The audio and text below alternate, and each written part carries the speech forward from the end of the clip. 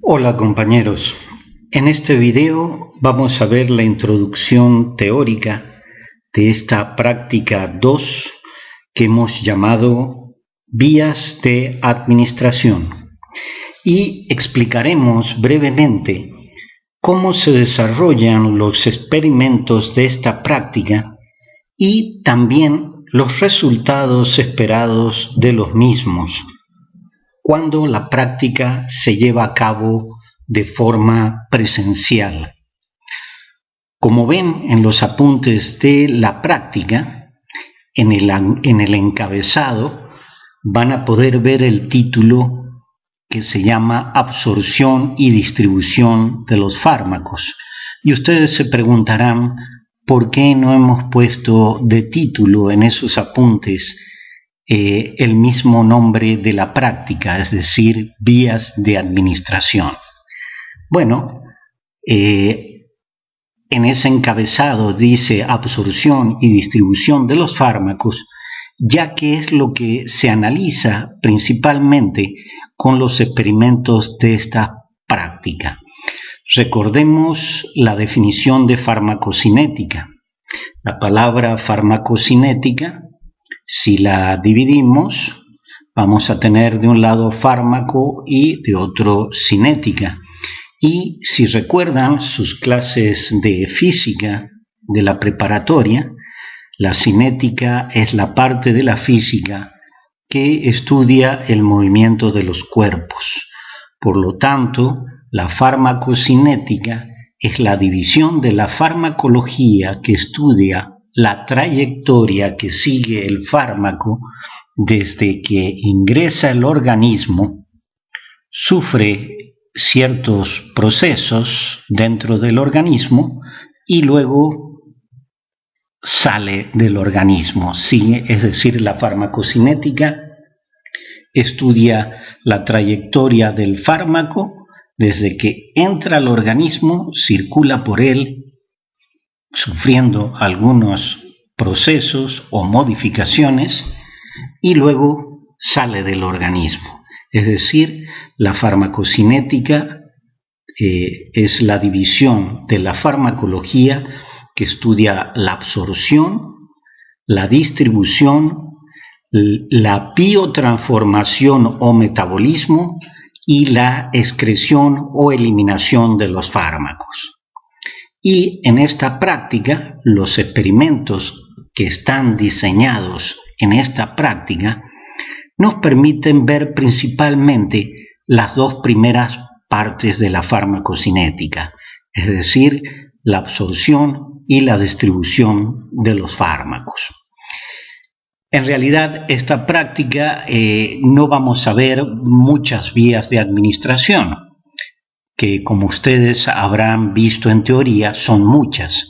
En esta práctica solo veremos algunas vías de administración, que son la oral, la inhalación y absorción pulmonar, la intraperitoneal, la subcutánea y la intravenosa. Y esta parte la vamos a dividir a la práctica en dos partes principales.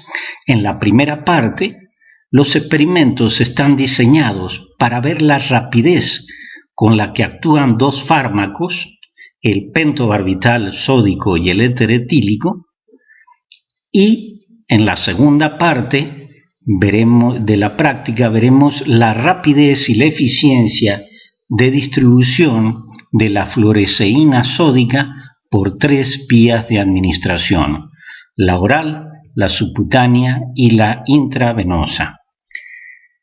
Vamos primero con la primera parte, en la cual se analiza la rapidez con la que aparecen los efectos de dos agentes hipnóticos, dos anestésicos generales que van a producir la hipnosis de los animalitos experimentales, que en este caso serán ratas, y la rapidez de los efectos de estos agentes hipnóticos va a depender tanto de los factores de absorción como de las vías de administración que hemos visto en la teoría de esta materia de farmacología.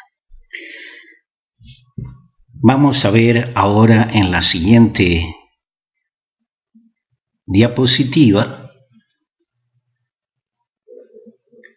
los factores de absorción de los fármacos, los factores que determinan la velocidad de absorción de los fármacos. Los 6 principales son el tamaño o peso molecular, ya que a mayor peso molecular aumenta el tamaño tridimensional del fármaco y esto va a dificultar su paso o su difusión a través de las membranas biológicas. Un segundo factor muy importante es la solubilidad en lípidos, ya que si recuerdan los conocimientos adquiridos en la parte teórica de esta materia, la membrana celular tiene una matriz hidrofóbica, una matriz lipídica, una matriz aceitosa. Por lo tanto, los fármacos más solubles en lípidos, y siempre que sean pequeños, podrán difundir fácilmente a través de la matriz hidrofóbica de la membrana celular. Por lo tanto, la solubilidad en lípidos es muy importante y sobre todo en algunas vías de administración, como por ejemplo en la vía oral. Otro factor muy importante que determina la absorción de los fármacos es la concentración en el sitio de absorción. Mientras más concentrado apliquemos el fármaco en el sitio de administración, se va a absorber con mayor rapidez que si aplicamos el fármaco en más bajas concentraciones. Entonces, a mayor concentración, mayor será la velocidad de absorción del fármaco desde el sitio de aplicación hacia el tejido o hacia el vaso sanguíneo a donde queremos que llegue el fármaco. Otro factor importante es el grado de ionización. Recordemos que todos los fármacos son ácidos o bases débiles, por lo tanto no se encuentran 100% con cargas o 100% sin cargas. Dependiendo del pH en el medio en que se encuentra, los fármacos van a tener una proporción no ionizada sin cargas y otra porción, otro porcentaje que va a estar ionizado con cargas. Obviamente, cuando un fármaco tiene que atravesar la matriz hidrofóbica de la membrana, que es una matriz aceitosa, los fármacos que se encuentran con carga no pasarán fácilmente, no difundirán directamente a través de la matriz hidrofóbica de la membrana. En cambio, la forma no ionizada del fármaco, es decir, sin cargas, podrá difundir fácilmente a través de la matriz hidrofóbica de la membrana.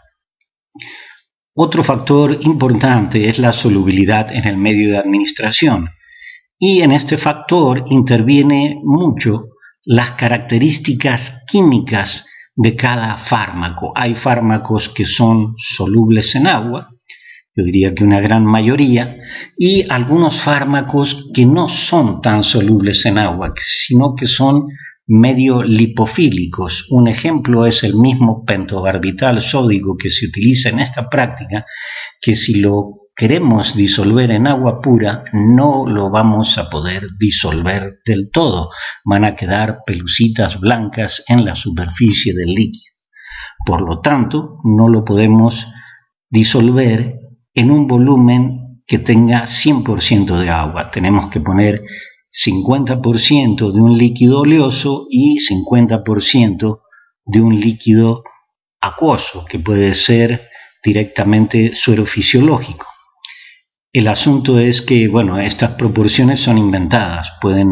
Mientras más lipofílico sea el fármaco, hay que aumentar a mayor grado el porcentaje de líquido oleoso para poder disolver este fármaco lipofílico. Y obviamente el medio en el cual se encuentra el fármaco en ocasiones va a facilitar el contacto del fármaco con las membranas biológicas para poder difundir. Otro factor muy importante es la superficie de absorción, ya que mientras mayor sea la superficie con la cual se pone el contacto el fármaco, mayor va a ser la absorción del fármaco. Ejemplos de superficies grandes de absorción: tenemos el epitelio intestinal, que tiene una gran superficie de absorción y baja resistencia eléctrica, lo que permite la absorción de nutrientes y también de fármacos. Digamos que el intestino es el sitio de absorción por excelencia en la vía oral. En cambio, el estómago tiene muy poca superficie de absorción y es una membrana gruesa cubierta de moco, que además tiene alta resistencia eléctrica. La principal función del estómago es digestiva. En cambio, el intestino, su principal función, por sus microvellosidades, que le dan una gran superficie de absorción, su principal función es la absorción de nutrientes, y obviamente también en el intestino se absorben los fármacos y otras moléculas químicas. Finalmente, lo puse en letras más pequeñas, tenemos los factores fisiopatológicos, que no son muy comunes, pero por ejemplo las enfermedades del aparato digestivo que dan lugar a diarreas, si damos un fármaco por vía oral, obviamente va a disminuir no solamente la absorción de nutrientes, sino también la absorción del fármaco. Cuando hay diarrea, aumenta la motilidad intestinal y el tránsito de las sustancias por el intestino es más veloz, y eso disminuye la absorción tanto de nutrientes como de sales y de fármacos que pasan por el intestino. Bien, vamos a ver ahora las vías de administración, que también influyen en la velocidad con la cual actúan los fármacos junto con los factores de absorción. Las principales vías de administración se pueden dividir en tres grandes grupos. Las enterales, la palabra enteral viene del griego enterón, que significa intestino, por lo tanto las vías de administración enterales son las que están relacionadas con el tubo digestivo, con el aparato digestivo. En las enterales tenemos la más común, la oral, que es la más cómoda y económica, sin molestias, y permite además la autoadministración. Esas serían sus ventajas, pero también tiene desventajas. Por ejemplo, es necesario que el paciente esté despierto o esté consciente. No le podemos administrar a un paciente inconsciente o dormido un fármaco por vía oral. Y la otra desventaja en esta vía oral es que hay una porción del fármaco que se da por vía oral que no llega al sitio de acción porque es metabolizado antes en el hígado. Esto se llama metabolismo de primer paso. ¿En qué consiste? Bueno, que el fármaco al llegar al intestino en gran parte se va a absorber a la circulación general a través de los capilares sanguíneos que rodean el intestino, pero hay una red de capilares sanguíneos que salen de la primera porción del intestino que van directamente al hígado. Este es el sistema portohepático, y los fármacos que se absorben hacia la sangre de estos capilares sanguíneos que constituyen el sistema portohepático, esa sangre del sistema portohepático lleva el fármaco hacia el hígado, donde es degradado, es biotransformado en metabolitos inactivos antes de llegar a la circulación general y antes de llegar al sitio de acción. Por eso en la vía oral no todo el fármaco que administremos va a llegar al torrente sanguíneo, va a llegar a la circulación general. Una parte va a ser degradada, destruida por este metabolismo enzimático en el hígado que se llama metabolismo de primer paso. Después tenemos la vía sublingual. La vía sublingual no es muy común, es para algunos fármacos muy lipofílicos que se absorben a través del epitelio de la cavidad bucal, y la ventaja que tiene esta vía es que se evita el metabolismo de primer paso que sí se da en la vía oral. En estas dos vías, en la vía oral y en la vía sublingual, es muy importante que el fármaco sea lipofílico. En estas dos vías, en la oral y sublingual, los fármacos tienen que atravesar matrices lipídicas de las membranas celulares. En la vía oral, el fármaco llega al intestino y tiene que atravesar las bicapas lipídicas de las células del epitelio intestinal para pasar a la sangre de los capilares sanguíneos que rodean al intestino. Y en la vía sublingual también el fármaco también tiene que atravesar las bicapas lipídicas del epitelio de la cavidad bucal para llegar a los vasos sanguíneos que irrigan a la cavidad bucal.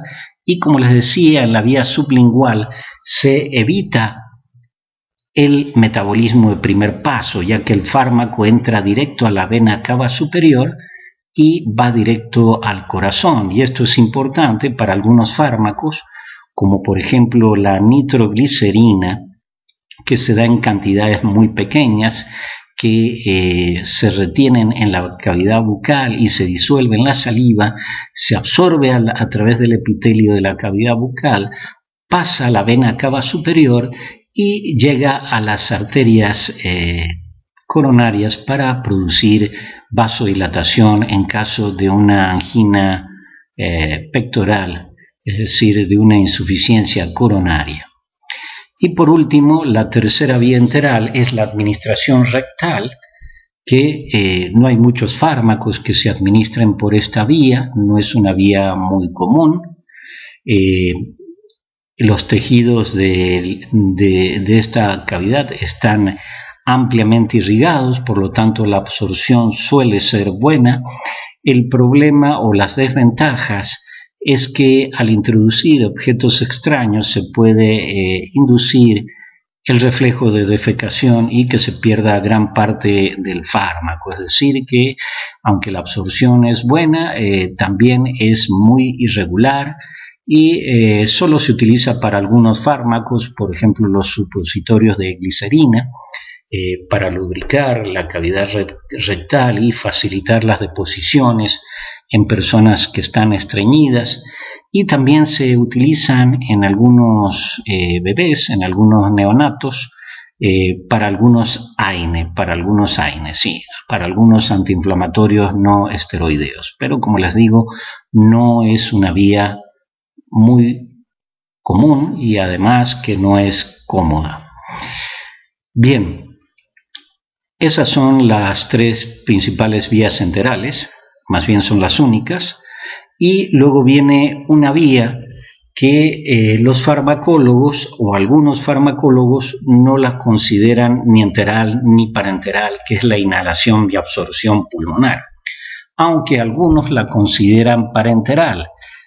Los que dicen que no es parenteral dicen, bueno, es que no se utilizan agujas para atravesar alguna pared o barrera corporal. Por eso dicen que no es ni enteral ni parenteral.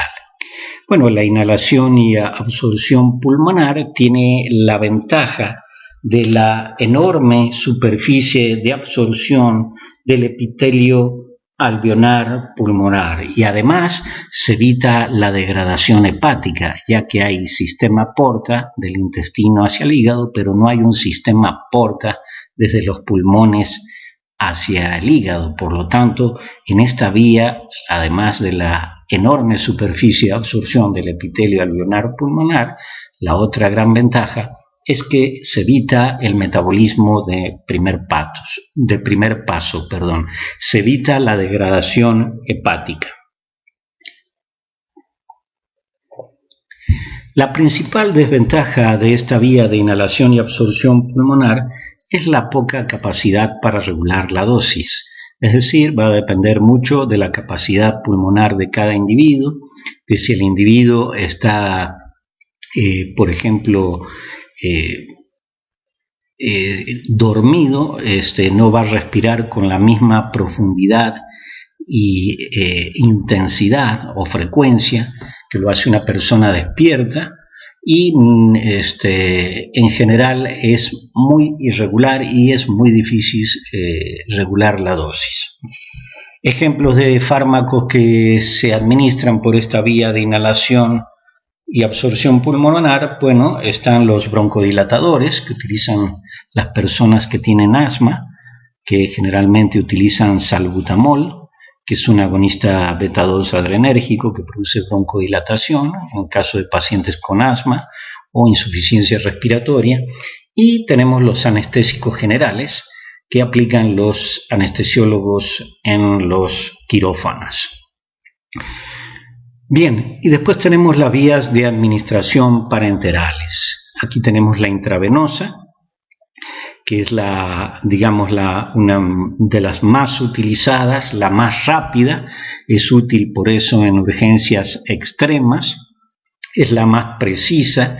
Aquí no hay pérdida del fármaco por mala absorción, porque directamente inyectamos el fármaco en el torrente sanguíneo, que es el lugar donde se quiere que llegue el fármaco. Por cualquier vía, la finalidad es que el fármaco entre al torrente sanguíneo y se distribuya en todo el organismo. Entonces, aquí no hay metabolismo de primer paso como en la oral ni en la sublingual, y tampoco hay baja absorción por el tamaño o peso molecular ni la solubilidad en lípidos. Aquí todos esos factores que determinan la absorción por otras vías, digamos que se esquivan, se saltan, porque el fármaco se introduce directamente en las tuberías a donde queremos que llegue.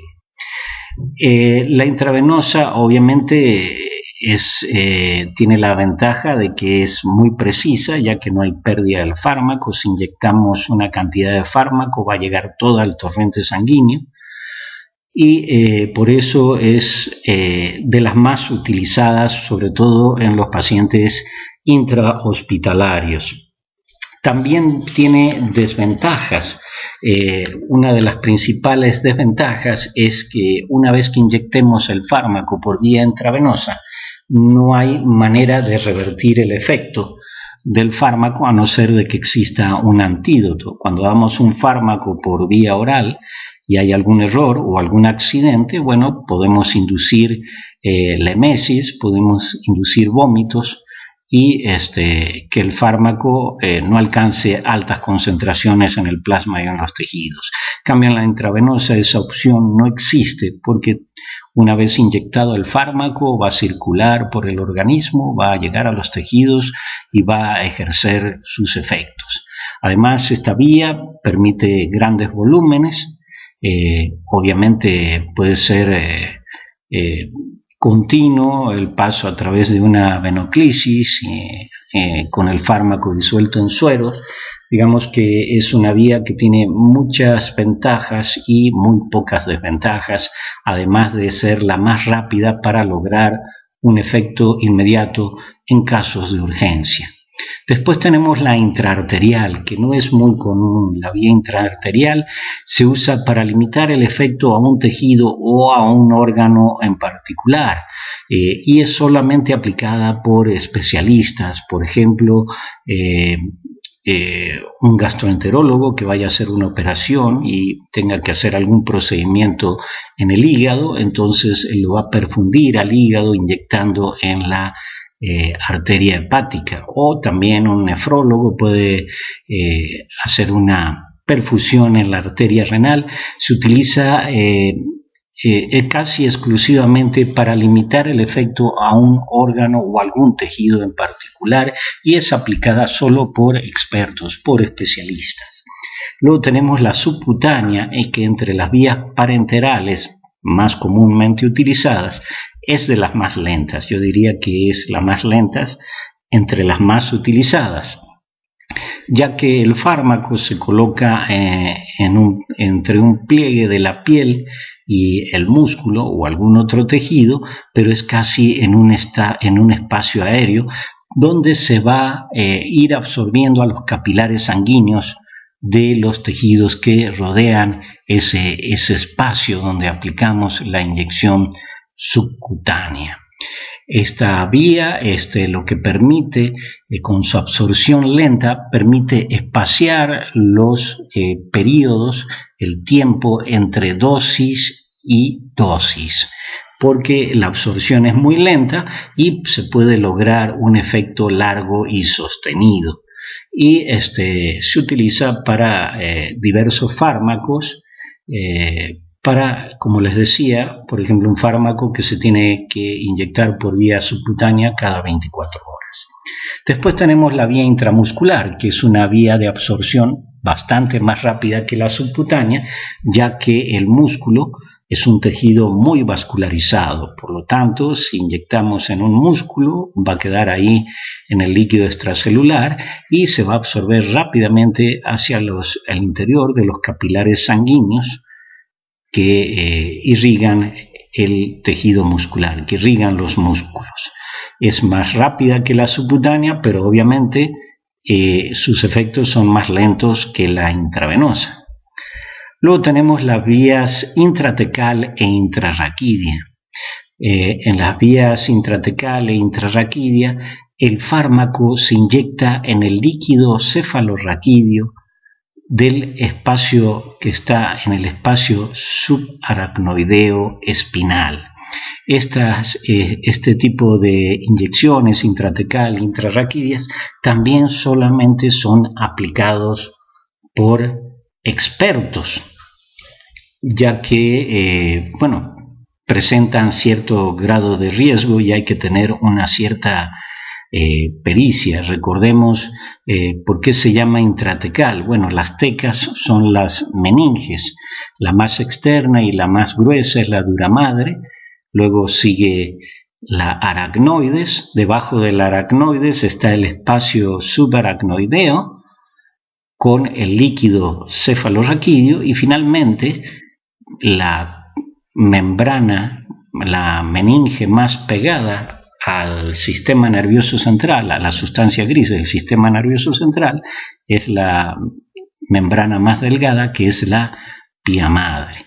Y bueno, aquí se inyecta en el líquido cefalorraquídeo del espacio subaracnoideo espinal o bien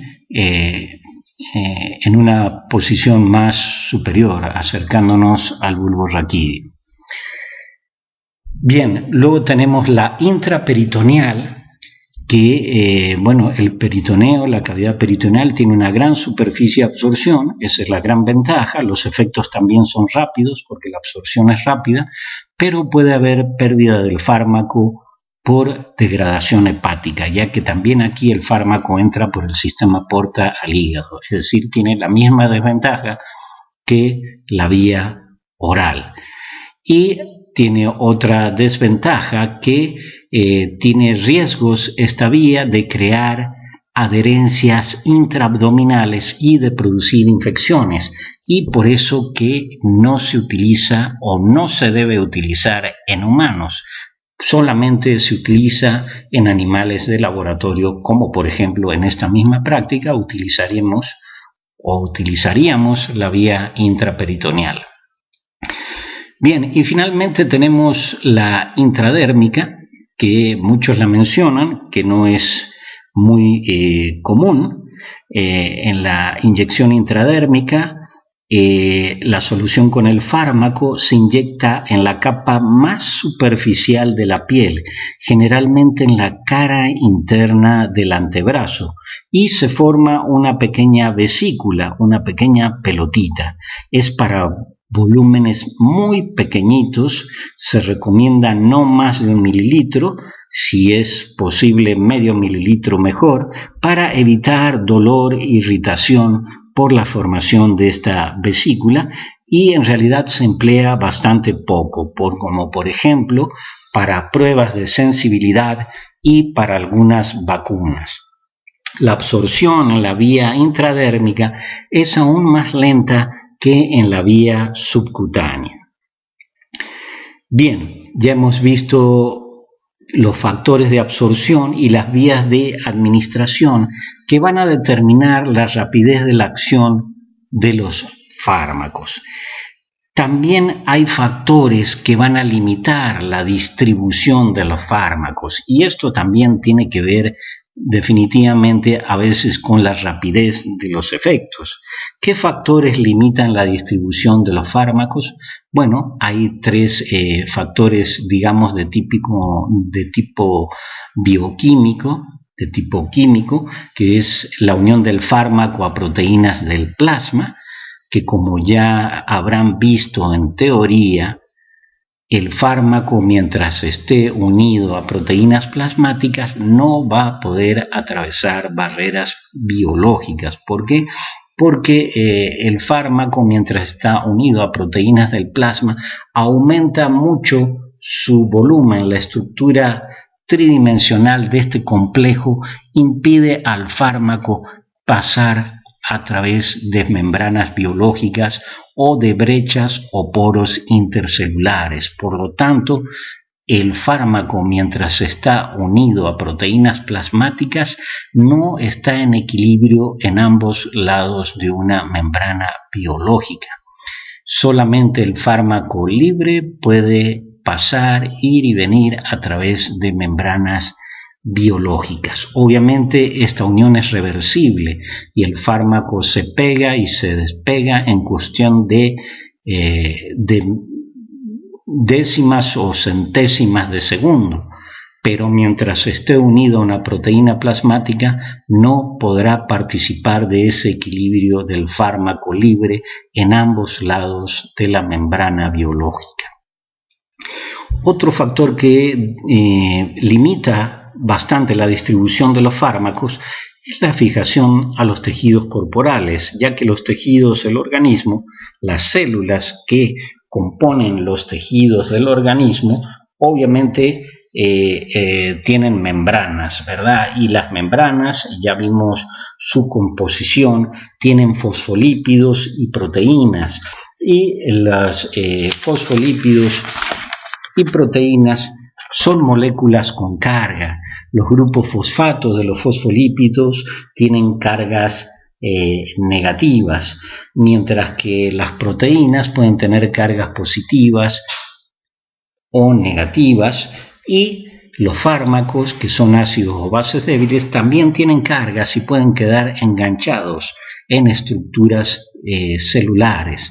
No solamente la membrana celular tiene una doble capa de fosfolípidos y proteínas. Todas las membranas celulares tienen la misma composición de bicapas lipídicas con proteínas incrustadas. Entonces los fármacos, tanto en el exterior como en el interior de la célula, pueden quedar fijados o pueden quedar unidos temporalmente por cuestiones de cargas eléctricas, y eso va a retardar su llegada al sitio de acción. También, además, hablando de fijación a tejidos corporales, los fármacos se pueden depositar dentro de algunas células en específico, como por ejemplo se pueden formar depósitos intracelulares del fármaco en los hepatocitos, en las células hepáticas, y también en las células musculares, y esta acumulación en el interior de estas células también retarda la llegada del fármaco al sitio de acción. Bien, también hay algunos fármacos liposolubles, como por ejemplo el pentobarbital, que se utiliza en esta práctica, el tiopental, todos los barbitúricos que son muy liposolubles y por eso se tienen que disolver en líquidos semiacuosos o semioleosos, como lo quieran ver. Bueno, estos fármacos liposolubles, lipofílicos, cuando se administran al organismo, se pueden almacenar en el tejido graso. En general, todos los anestésicos generales son liposolubles. ¿Por qué son liposolubles? Porque también tienen que atravesar bicapas lipídicas de células para llegar al tejido nervioso y ejercer sus efectos hipnóticos de anestesia, de sedación, de amnesia, etc. Entonces, todos los anestésicos generales son liposolubles y se pueden almacenar en los tejidos grasos. Y es por eso que los anestesiólogos siempre van a preferir pacientes que tengan un bajo índice de grasa corporal, porque mientras mayor sea la cantidad de grasa corporal, el anestésico general, en vez de llegar al sistema nervioso central a ejercer sus efectos, se almacenará en el tejido graso. Y eso puede dar lugar a sobredosis, porque se almacena en el tejido graso, pero también se libera posteriormente. Eso es por eso también que la gente que tiene la gente que tiene una cierta obesidad después de una operación con anestésicos generales anda como medio sedado, atontado, porque queda anestésico general que se va liberando del tejido adiposo al torrente sanguíneo. Entonces, también puede haber acumulación, fijación de fármacos en el tejido adiposo y nos referimos a fármacos que son liposolubles, lipofílicos, como los anestésicos generales. Bien, y finalmente tenemos la acumulación en líquidos corporales, en donde no tenemos que pensar en la orina. La orina es un líquido que está en una bolsa fisiológica que es la vejiga, esperando una orden del sistema nervioso para ser expulsado. La orina es un líquido que ya no está en equilibrio con nuestro organismo. Cuando hablamos de líquidos corporales, nos referimos, por ejemplo, a los líquidos del aparato digestivo, del estómago, del intestino, al líquido cefalorraquídeo, al humor acuoso, al líquido sinovial. Todos esos son líquidos corporales en donde el fármaco se puede acumular y retardar su llegada al sitio de acción. Y por último, hablando de factores que limitan la distribución de los fármacos, tenemos barreras anatomofisiológicas, que en este caso serían la barrera hematoencefálica y la barrera placentaria. La barrera hematoencefálica, como ya dijimos hace un momento, está formada por capilares sanguíneos de células endoteliales. Las células endoteliales que constituyen estos vasos sanguíneos están estrechamente unidas entre sí. Tienen uniones estrechas y desmosomas, estructuras de proteínas que las hacen estar estrechamente unidas e impiden incluso el paso del agua entre estas células. Estos capilares sanguíneos son muy diferentes de los que irrigan el centro del resto del organismo. Los capilares sanguíneos que irrigan los otros tejidos del organismo que no sean el sistema nervioso central tienen poros y brechas intercelulares que permiten el paso del agua, de sales e incluso de fármacos. En cambio, los capilares sanguíneos que irrigan al sistema nervioso central y que constituyen la barrera hematoencefálica están constituidos por células endoteliales estrechamente unidas entre sí y que dificultan incluso el paso del agua. Y es por eso que los fármacos que atraviesan la barrera hematoencefálica tienen que tener la propiedad de ser muy liposolubles, porque van a tener que atravesar las bicapas lipídicas de esas células endoteliales que constituyen estos vasos sanguíneos que irrigan a las neuronas del sistema nervioso central. Y por último tenemos la barrera placentaria, que también los fármacos liposolubles la atraviesan con mayor facilidad, pero los fármacos poco liposolubles o hidrosolubles también la atraviesan, aunque sea en menor grado o en un grado muy pequeño. Por eso es tan peligroso la administración de fármacos en mujeres gestantes. Ustedes habrán visto en todos los envases de los fármacos dice no se administre durante el embarazo, o bien su administración durante el embarazo requiere autorización médica o requiere supervisión médica, porque en general la mayoría de los fármacos pueden atravesar la barrera placentaria, por eso les digo que no es tan barrera. En general, el feto va a estar expuesto a todos los fármacos o sustancias tóxicas que la madre reciba. Bien, ya hemos visto todos estos factores y vías de administración que influyen en la rapidez con la cual se presentan los efectos de los fármacos y también factores como los últimos que van a dar lugar a una mayor o menor distribución del fármaco en el organismo. Entonces, para resumir, los factores de absorción y distribución de los fármacos combinados con la vía de administración utilizada van a determinar la rapidez con la cual los fármacos van a producir sus efectos y también la rapidez y la amplitud de su distribución en el organismo.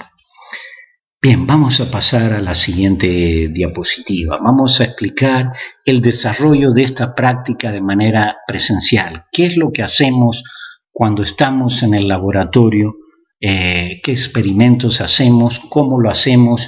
¿Y cuáles son los resultados que obtenemos? Vamos a adelantarlos porque en esta práctica obviamente no podremos hacer los experimentos en vivo y en directo, por lo tanto también les vamos a mencionar cómo son los resultados que se esperan en cada uno de estos experimentos. Como les dije, esta práctica la podemos dividir en dos partes experimentales.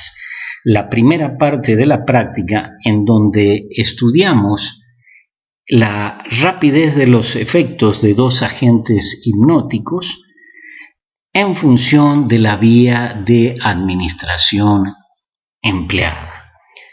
Y la segunda parte de la práctica, en donde valoramos la eficacia de la distribución de un agente fluorescente, que es la fluoresceína sódica, en las tres vías de administración que vamos a probar, que son la intravenosa, la oral y la subcutánea. Vamos con la primera parte. Lo que primero que tenemos que hacer es numeramos a nuestros tres animales. Por cierto, va a ser 1, 2 y 3. Y estos mismos números de ratas serán la rata 1 en la parte 1, será la rata 1 en la parte 2, la rata 2 va a ser también la rata 2 en la parte 2 y la rata 3 va a ser la rata 3 en la parte 2. Siempre se utilizan las mismas ratas con el mismo número para la primera y para la segunda parte. Vamos a tomar a la de mayor peso y le vamos a aplicar pentobarbitol sódico en una dosis de 30 miligramos por kilogramo de peso por vía intraperitoneal. Para aplicar la inyección intraperitoneal a la rata, lo que hay que hacer es sostenerla con una sola mano, de manera que sus dedos separen sus patitas superiores. Hay que poner la rata en posición vertical, sus dedos, los dedos de sus manos, sería el anular y el índice, separando sus patitas superiores, y las inferiores con la otra mano hay que tenerla estirada. Tampoco, bueno, hay que estirar mucho porque obviamente eso le duele al animal, pero sí estirada, y se coloca el animal en posición vertical, nunca acostado, ni horizontal, ni a 45 grados. Se coloca el animal en posición vertical para que caiga el contenido del abdomen, y entonces viene el aplicador. Siempre tiene que haber una persona que sostiene con sus dos manos el animal y que lo debe tomar justo en el momento en que el aplicador le dice ya tengo listo la jeringa con el volumen y la concentración adecuada, y ahora sí agarra el animal. Esto es para no producir estrés en el animal y que todo el procedimiento sea lo más rápido posible. Entonces la persona que lo sostiene, como ya les describí, le va a decir, bueno, ya estás listo, aquí está el animal, y va a venir el aplicador con una jeringa de insulina, es decir, una jeringa de 1 mililitro que tiene una aguja muy delgada y el aplicador con el dedo índice izquierdo va a tocar el esternón y va a ver dónde termina el esternón del animal, más o menos el equivalente del apéndice sifoides en humanos, y justo ahí debajo va a hundir la mitad, no todo, no hay que hacer un descabello, la mitad de la aguja, y va incluso a echar hacia atrás el émbolo para sacar aire y ver que no sale sangre, para estar seguro de que no estamos inyectando en algún músculo, en algún órgano, porque si llegan a inyectar el pentobarbital en el hígado del animal, bueno, lo van a fulminar, lo van a matar. Entonces, una vez que estamos seguros de que la punta de la aguja está en un espacio aéreo, vamos a inyectar ese volumen de fármaco, ese volumen de solución que tiene 30 miligramos por kilogramo de peso para esa rata 1. Y lo que vamos a hacer en esta y en las ratas 2 y 3 es medir el tiempo de latencia y de hipnosis. ¿Qué es el tiempo de latencia? Bueno, el tiempo de latencia lo podemos definir como el tiempo que transcurre desde el momento en que aplicamos el fármaco, en este caso la inyección intraperitoneal, hasta que se produce el efecto deseado. En este caso es la hipnosis, es decir, que el animal caiga dormido. ¿Y cómo nos vamos a dar cuenta que la rata ya está en estado de hipnosis? Bueno, cuando ya esté media mareada y ven que ya no camina, de repente se va a quedar quieta, bueno, la vamos a poner de costado. Vamos a poner el animal de costado sobre la mesa, y si se reincorpora, que ese es el reflejo de enderezamiento, quiere decir que todavía no se ha alcanzado el estado de hipnosis. Cuando lo volteemos de costado y el animal no recupere su postura derecha, ya no se dé el reflejo de enderezamiento, ahí terminó la latencia y comienza la hipnosis. Y ahí paramos el reloj y dijimos, la latencia duró, bueno, tanto desde que aplicamos hasta que perdió el reflejo de enderezamiento, ese es el tiempo de latencia. Y la hipnosis va a ser el tiempo que el animal permanezca dormido. Ya vamos a hablar cuánto tiempo va a permanecer dormido este animal que le hemos aplicado por vía intraperitoneal. A la rata 2, que tiene peso intermedio, la vamos a meter en un frasco en el cual en el fondo hemos puesto un algodón embebido con éter etílico. Eso huele muy fuerte, es muy penetrante, por lo tanto el frasco tiene que estar tapado casi todo el tiempo para no marearnos nosotros mismos, los experimentadores. Y sobre ese algodón embebido en éter va a haber una rejilla de alambre para que el animal no se ponga en contacto directamente con el éter etílico, que es irritante para la piel tanto del humano como de los animales. Entonces, introducimos la rata, y ahí mismo, cuando entró en el frasco, ya echamos a andar el reloj para medir la latencia, que la vamos a medir de la misma manera que hicimos con la rata 1.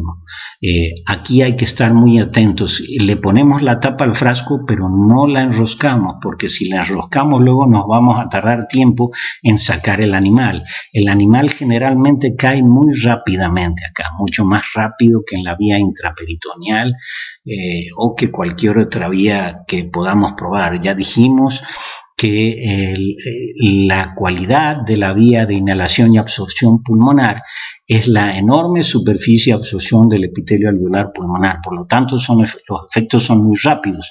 Y esto lo pueden comprobar algunos de ustedes que hayan pasado por el quirófano o por una anestesia general. Cuando viene el anestesiólogo con la mascarilla, se las pone en la cara y le dicen, ahora respira profundo y vas a contar hasta 10. Y ustedes respiran profundo una vez, cuentan 1, respiran profundo 2 veces, respiran profundo 3, a veces no llegan a 3, pero ya luego se olvidan hasta que están en la sala de recuperación, ya perdieron la conciencia. Entonces esta vía es muy rápida y la rata puede caer rápidamente, y inmediatamente hay que destapar el frasco, por eso digo no enroscar la tapa, y sacar rápidamente la rata, porque si la dejan ahí dentro unos segundos más, puede ser que la rata muera por un paro cardiorrespiratorio. Entonces, cuando el animal cae de costado en la rejilla, ahí está, ese es el tiempo de latencia. Y la sacan, la acuestan sobre la mesa en un lugar aireado, vuelven a tapar el frasco para que no se huela más a éter y dejan que la rata se recupere. En general aquí la inducción de la anestesia es muy rápida, pero también la recuperación va a ser más rápida que en la intraperitoneal, porque el animal va a estar respirando y va a estar también eliminando el anestésico general. Y finalmente, en la rata número 3, que es la que tiene menor peso, vamos a aplicar el pentobarbital sódico por vía subcutánea. Vamos a tomar el animal y vamos a hacer un pliegue en el costado, debajo de las costillas. Vamos a levantar el pellejito formando un triángulo y donde quede un espacio aéreo en esa pequeña tienda que hemos armado con los dedos, vamos a inyectar ahí, cuidando de no inyectar en la pared corporal, ni en un músculo, ni en nada, sino inyectar en el espacio que hemos formado con nuestro pellizco, esa tienda que hemos formado levantando con nuestro pulgar y nuestro índice. Y ahí vamos a inyectar también 30 miligramos por kilogramo de peso. Y también vamos a tratar de medir la latencia y la hipnosis. El resultado real aquí es que no van a poder medir latencia. ¿Por qué? Porque ya dijimos que esta vía de absorción es muy lenta, es de las más lentas, y el fármaco, el pentobarbital, se absorbe en muy pequeñas cantidades que van pasando al torrente sanguíneo y llega muy poca cantidad de pentobarbital al sistema nervioso central como para lograr la anestesia. Puede ser que el animal esté medio atontado, además que el fármaco circula y también al mismo tiempo que se absorbe también es degradado por el hígado.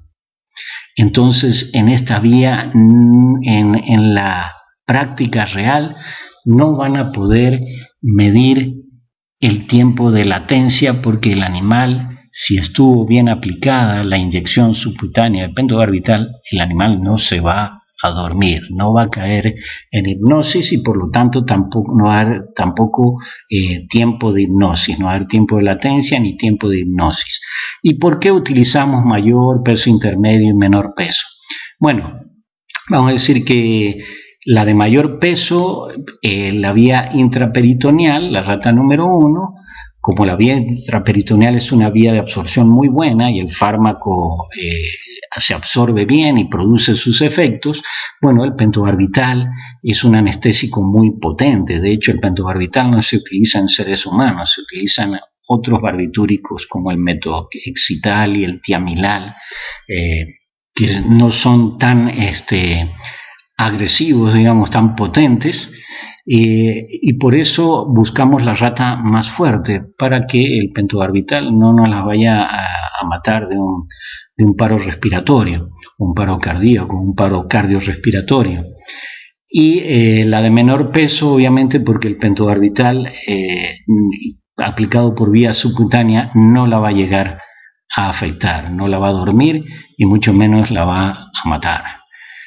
Y bueno, la de peso intermedio, también el éter es un anestésico potente y por eso necesitamos un poco más de peso que en la subcutánea. Esa es la razón de los pesos.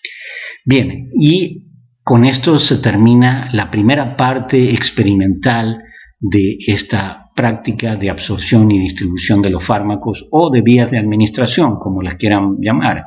En esta primera parte vimos la vía intraperitoneal, la inhalada y la subcutánea, y vamos a poder determinar la rapidez de los efectos dependiendo de la vía. En la subcutánea, bueno, el efecto es muy lento y por lo tanto no se da el efecto fisiológico que buscamos. En la intraperitoneal, la cavidad peritoneal tiene una gran superficie de absorción y el pentobarbital es lipofílico, se absorbe muy bien y produce sus efectos y aquí vamos a poder medir el tiempo de latencia en la en la rata 1, pero no vamos a poder medir el tiempo de hipnosis porque si lo medimos va a tardar como de 2 horas a 3 horas y se nos va a ir el tiempo para hacer la parte número 2 de la práctica. Entonces aquí nada más vamos a determinar el tiempo de latencia y la hipnosis vamos a poner una raya porque el tiempo va a ser larguísimo, el fármaco va a absorberse bien y va a ejercer sus efectos de una manera muy eficiente. Y en el éter, como les dije, la inducción va a ser muy rápida, la inducción del estado hipnótico, por la gran superficie de absorción del epitelio alveolar pulmonar, pero también la recuperación va a ser mucho más rápida, pero muchísimo más rápida que en la vía intraperitoneal. Esta rata a lo mucho a los 3 o 4 minutos o 5 minutos tiene que estar despierta y caminando sobre la mesa. Y aquí, como les dije, si está bien aplicada la vía subcutánea, la rata va a estar a lo mucho mareada, pero no se va a dormir, no va a entrar en estado hipnótico. Vamos a pasar ahora a la segunda parte de esta práctica, donde la rata de mayor peso que utilizamos para la vía intraperitoneal, en la parte 1 de la práctica, como el animal todavía va a estar dormido, vamos a aprovechar para aplicarle este fármaco fluorescente que es la fluoresceína. Esta sustancia fluorescente o este agente fluorescente, la fluoresceína sódica, la vamos a administrar por vía intravenosa. ¿Qué vena vamos a utilizar? Bueno, vamos a utilizar la vena caudal, una vena de la cola de la rata, para lo cual vamos a rasurar, vamos a poner jaboncito y agua en la cola y vamos a rasurar con una hoja de afeitar, con mucho cuidado para quitar los pelitos y que se vean bien las venas. Y luego con una aguja muy delgada que está montada en una mariposa de plástico y conectada a una larga manguerita, una larga cánula que va a una jeringa, le vamos a inyectar 0.4 mililitros por 100 gramos de peso. ¿Qué quiere decir? Que si la rata pesa 200 gramos, le vamos a poner 0.8 mililitros de fluoresceína. Si la rata pesa 250 gramos, bueno, le vamos a poner 1 mililitro de fluoresceína por vía intravenosa. El proceso de canalizar la vena caudal de la rata es de los más complicados en el laboratorio de farmacología.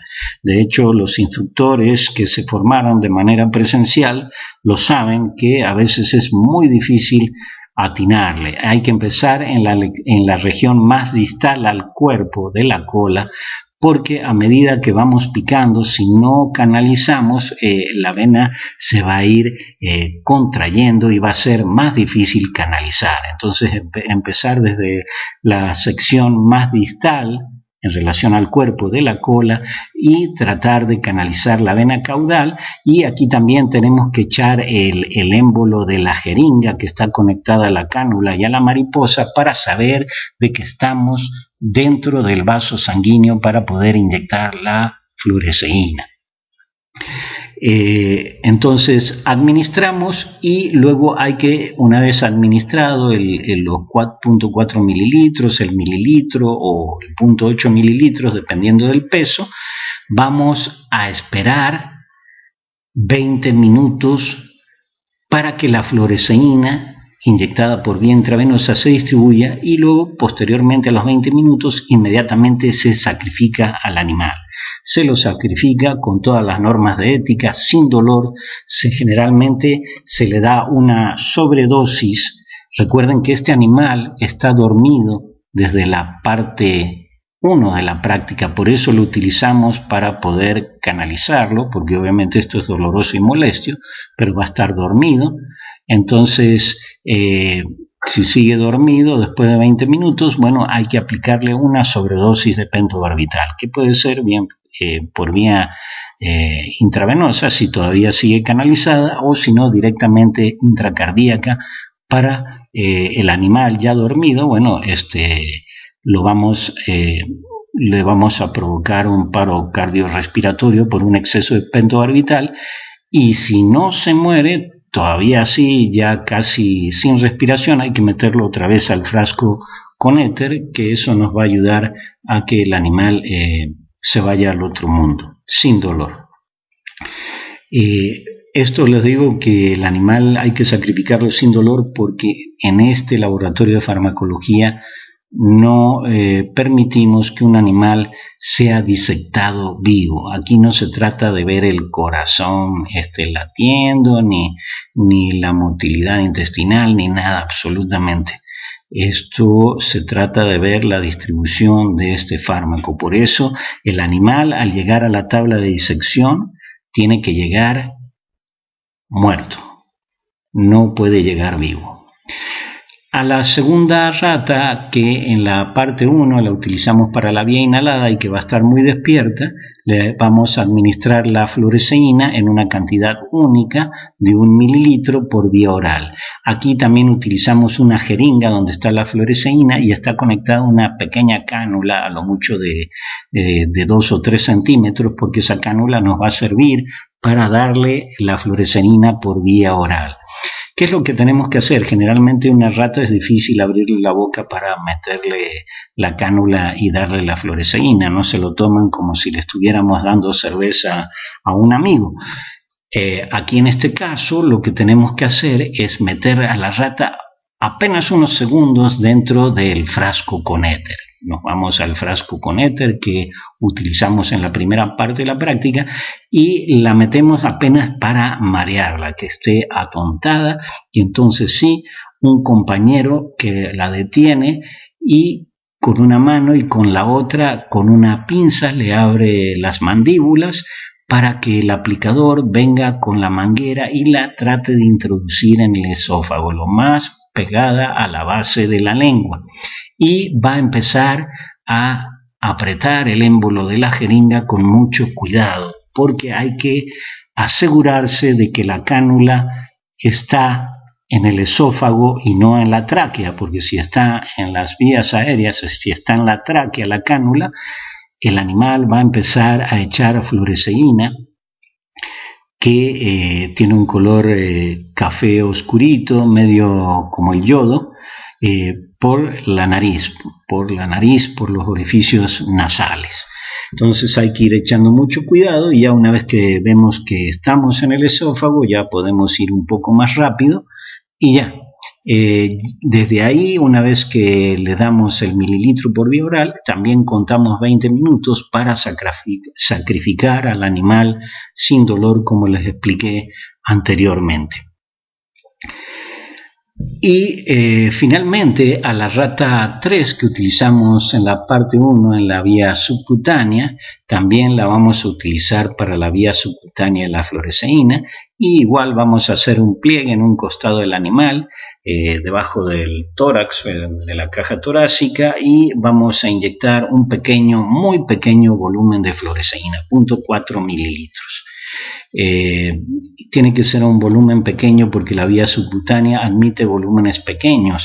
En humanos lo máximo creo que el volumen es 2 mililitros, pero no se recomienda incluso porque produce dolor, puede llegar a producir necrosis, etcétera, ¿no? Ardor, y obviamente en una ratita 0.4 mililitros es suficiente y vamos a inyectar la fluoresceína.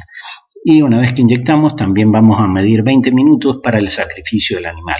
Los animales se van a, una vez sacrificados, se van a poner en la tabla de disección, se van a atar de sus patitas para que queden ahí en forma de X y se les va a hacer una incisión ventral que va desde, puede ser desde el cuello, lo que sería la garganta del animal, hasta llegar a la pelvis y abrir a las alturas de las patitas, tanto superiores como inferiores, hacer un corte para poder abrir en hojas la superficie, digamos, ventral del animal para que quede ahí el contenido tanto del esófago, del aparato digestivo, el intestino, los riñones, el hígado. Todo se debe ver, incluso la vejiga, porque hay que hacer el corte hasta abajo de la pelvis. Y lo vamos a llevar a la luz negra. Y en la luz negra, la fluoresceína, que a la luz natural tiene un color cafecito brillante, parecido al yodo, va a tener fluorescencia. Y ahí vamos a poder ver la distribución de la fluoresceína sódica.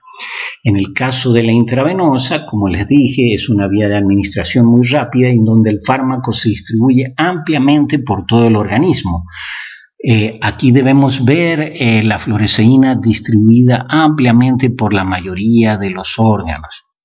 Obviamente, al inyectar en los vasos sanguíneos, el volumen de distribución es muy amplio y es probable que no se vea tan notorio el color fluorescente como en la vía oral en algunos órganos, porque el fármaco va a estar finamente distribuido, pero tenemos que ver fluorescencia en muchos órganos, tanto en aparato digestivo como en el corazón, incluso en la vejiga tiene que haber color y en otras partes del organismo. Esta tiene que ser la vía de mejor distribución, por lo menos a los 20 minutos de haber administrado la fluoresceína. Después tenemos la vía oral, que bueno, en 20 minutos también se va a distribuir muy bien, pero en teoría menos ampliamente que la intravenosa, y aquí vamos a poder ver el esófago, el estómago, el intestino, la vejiga, incluso los riñones con un color fluorescente. Y es probable que también haya llegado a otros tejidos. Recuerden que del intestino pasa también a la circulación general, pero no sé si 20 minutos será el tiempo suficiente para que se distribuya tan bien como la intravenosa. En la intravenosa se verán más finamente las tonalidades fluorescentes, pero tiene que ser más amplio. En lo oral estarán más concentrados en el tubo digestivo, en algunos órganos como hígado, riñones, vejiga, pero menos difundidos hacia otros tejidos como sí se debería ver en la intravenosa. Y finalmente en la subcutánea, como dijimos que es la vía más lenta, ya vimos lo que pasó con el pentobarbital en la primera parte de la práctica. Bueno, aquí lo que vamos a ver es una pelotota fluorescente en el lugar de inyección, y van a ver pequeños rayitos de esa pelotota como si fuera un sol que apenas se empiezan a distribuir en las zonas adyacentes al sitio de aplicación.